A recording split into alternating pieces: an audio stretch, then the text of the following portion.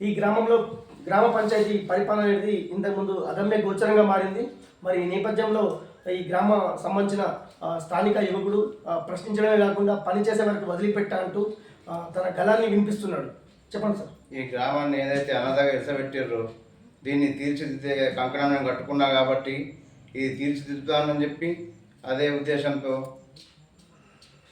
మహిళా భవనం మన డాక్టర్ గ్రూప్ సభ్యులకు మహిళా అక్కలందరికీ చెప్తున్నా, మీకు మహిళా భవనం లేదు, మహిళా భవనంతో కట్టిస్తే నేను తీరుతా 100%.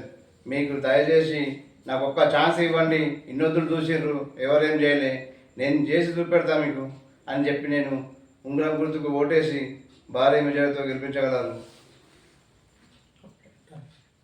ప్రజలందరికీ నా యొక్క నమస్కారము. మా సార్ని ఉంగరం గుర్తుతో గెలిపియాలి.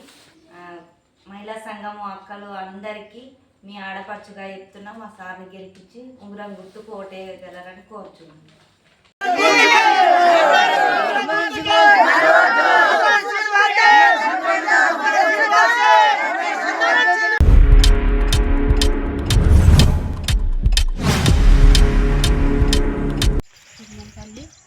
గ్రామ పంచాయతీ నుంచి అన్నారం శ్రీనివాసును ఏకగ్రం